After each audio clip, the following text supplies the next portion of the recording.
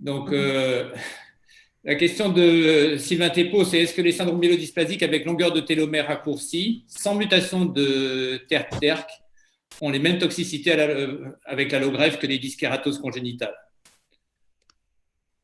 Euh, Alors, moi, je ne suis pas spécialiste de la dyskératose congénitale et des télomères. Mais simplement, que c'est une question qui est vraiment spécifique à la greffe, hein, donc qui serait, si a priori, en tout cas, on n'a pas validé de prédisposition, même si ce n'est pas complètement la question. En tout cas, il y a d'autres raisons pour avoir des télomères raccourcis que forcément avoir une prédisposition constitutionnelle. Aujourd'hui, pour y répondre, il faudrait faire des études avec mesure des télomères en pré-greffe aux patients et vérifier s'il y a des toxicités. Je ne crois pas que la longueur des télomères raccourcis toute seule fasse forcément modifier le conditionnement de greffe en soi. Simplement, il faut voir actuellement dans quel contexte on l'a fait. Souvent, si jamais on mesure la taille des télomères, c'est qu'on pense déjà à quelque chose sous-jacent, puisque je ne crois pas que ce soit un examen qu'on fasse en routine. Et je sais que certains patients chez qui il y a vraiment un phénotype très particulier avec des télomères très très courts, ils discutent quand même de ça au cas par cas. Maintenant, je ne crois pas qu'il y ait une recommandation. Déjà, il n'y a pas de recommandation de mesurer les télomères en l'absence de signes cliniques ou de suspicion de quelque chose. Après, je n'ai pas récemment fait la biblio sur ça. Peut-être qu'il y a des études qui ont été faites de mesures systématiques des télomères en pré-greffe. Je sais que c'est prédictif de certains résultats, mais je ne crois pas qu'en tout cas, ça fasse modifier le conditionnement. Ok, Lionel te demande si on peut trouver des mutations de SAMD9 dans les SND adultes. Alors, on a regardé, en tout cas là, il y a quelques publications sur des SAMD9 mutés constitutionnels adultes. Et sur le papier que je connais qui fait ça, ça a été montré qu'en fait, ce n'est pas les mêmes mutations. C'est notamment des mutations qui sont plutôt inactivatrices et qu'en fait, du coup, ça va être l'allèle non muté qui va être délété dans ce cas-là. Donc, sur un mécanisme différent de ce qui est décrit avec le SAMD9 pédiatrique où la monosomie 7 va venir déléter l'allèle muté de façon constitutionnelle. Donc, sur un mécanisme probablement un peu différent. Depuis ce papier, nous, sur notre expérience locale, on a rajouté SAMD9 au panel depuis maintenant, je pense que ça fait au moins 2 ans, et franchement, on n'en trouve quasiment pas.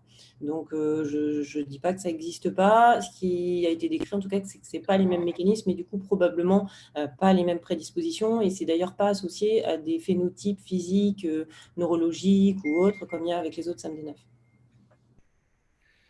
Et Kevin Roux-Pierre te demande quelle est la contribution des mutations germline dans le stroma.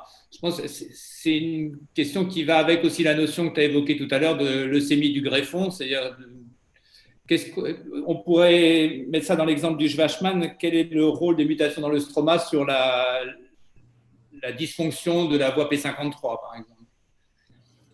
On sait que dans des modèles souris, il y a des liens entre ces anomalies dans le stroma et le déclenchement de l'hémopathie. Est-ce qu'on en sait plus là-dessus ou pour l'instant, chez l'homme, ça reste très hypothétique?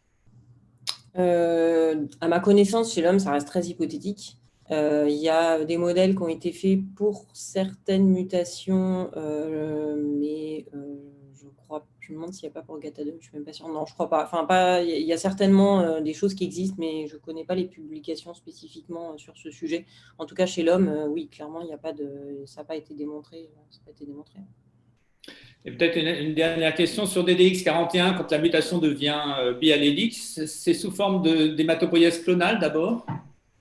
En fait, sur DDX41, quand le patient acquiert la deuxième mutation, ce qui est particulier d'abord, c'est que nous, c'est ce qu'on a observé, mais en fait, quand on regarde les publications, même si ce n'est pas tellement dit, c'est le cas à chaque fois, c'est des VAF qui sont quand même très faibles.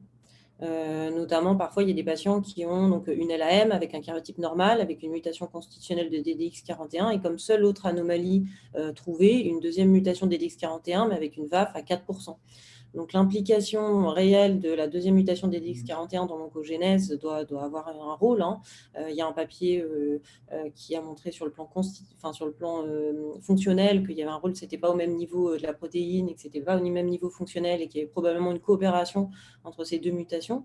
Mais sur le plan, j'allais dire, empirique, quand on regarde chez les patients, il y a quand même plein de patients où il paraît compliqué d'expliquer que ce soit juste à cause de cette mutation qu'il y a une l'oncogénèse, à moins qu'il y ait effectivement, un peu comme il y a pour les mutations IDH, pas forcément de rapport entre la VAF et la fonctionnalité de la mutation. Mais ce qui est sûr, c'est qu'on a des patients asymptomatiques qui ont une deuxième mutation de DDX41. On avait eu le cas à Necker avec des jumeaux où il y avait un patient qui avait fait la LAM, donc on avait regardé la moelle du jumeau qui avait pas de cytopénie, et il avait déjà quand même acquis une mutation de DDX41, une deuxième. Donc effectivement, c'est probablement une hématopoïèse clonale. Après, fonctionnellement, ça n'a pas du tout été étudié encore. Bien, bah écoute, formidable, hein, tu as traité ça très clairement. Merci beaucoup.